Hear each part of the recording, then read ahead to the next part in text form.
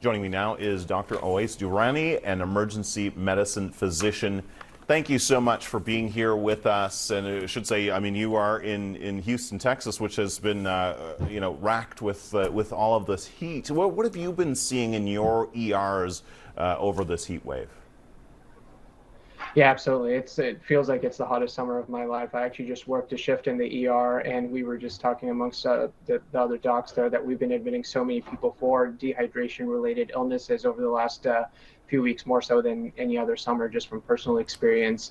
We're seeing everything from lots of kids who play out in the sun to having sunburns, and that's kind of on the more minor end of things, to even younger folks in the 25 to 30 age range that may be working outside or playing outside, and they get dehydrated, feel lightheaded, need IV fluids and whatnot. And then most of the folks that we've been admitting is, you get mild dehydration, and then that can kind of turn into severe dehydration, heat stroke, that kind of spectrum.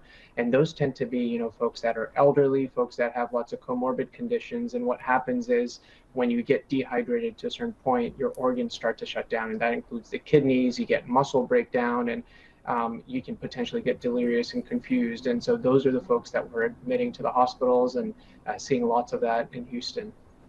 Yeah, and then unfortunately, there's been at least 13 deaths as well due to the heat. Part of the problem is the heat during the day. I mean, it can go as high as 115 degrees or something like that, but also the night temperatures can be as high as 80 degrees or 28 Celsius. So what impact does that have on the body's ability to recover?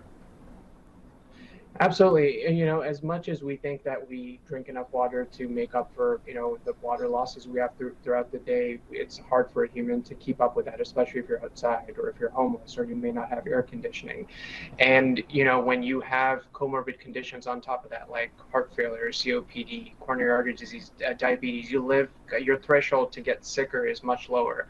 And so what happens is, you don't get the chance to recover through intaking fluid. At night, it's still hot. Unfortunately, there's a huge homeless population in Houston that may be sleeping outside, and they at night do not get the relief that they may have in past years. And so that just kind of lowers that threshold for these at-risk populations. And unfortunately, a lot of them end up in the ERs, a lot of them end up in hospitals, and as you mentioned, in extreme cases, you can die from these conditions. Yeah, and in Texas, obviously, it's always generally hot this time of year, but I mean, how unusual is what you're seeing? You were saying that this feels like the hottest summer you've ever seen. Yeah, usually it comes in waves, right? You'll have like 3 or 4 days of, really hot temperatures, and then it'll kind of cool down and then hot again. But this time it seems like it's not letting up. And, you can tell people to not work outside, not play outside for a certain amount of time. But it is the summer. Kids are going to go out and play. People who work outside are going to have to work. And the unfortunate part is you're going to see more and more of these illnesses. The thing I tell my patients is, if, you can avoid being outside, avoid it. Hydrate, even if you're not thirsty. Drink tons of fluids, because when you start to feel thirsty, you're already behind the 8 ball. And then wear kind of loose-fitting clothing. Try to be in the shade. Even 5 minutes in the shade versus 5 minutes in direct sunlight can be a huge benefit and save a lot of energy and whatnot. And then for those that do have comorbid conditions, being extremely careful. And if you have an elderly neighbor or friend, make sure you check on them, because this is an extremely dangerous and important thing for us to do when you can't take care of others. Yeah. Finally, I mean, what we're seeing in Texas in terms of the heat, it's spreading to other parts of the country this week as well. So it's not just a Texas story. And long-term experts say this type of thing is going to become more and more common because of climate change. So what more needs to be done? You talked about what people individually can do, but what more can be done on the city and state level to protect folks from this extreme heat going forward? Yeah, so big picture, you can look at the Middle East or Australia, places that have been warm, for ages, and they've done a really good job of city design. And so, really at the city level, for especially older cities, kind of, encouraging our leaders to make decisions and design our cities into having green spaces, painting them a certain color scheme, doing things of that nature, but also treating heat emergencies as just that, emergencies, right? If they're Category 5 hurricanes about to hit Houston, everyone knows about it, everyone's prepared, people are evacuating.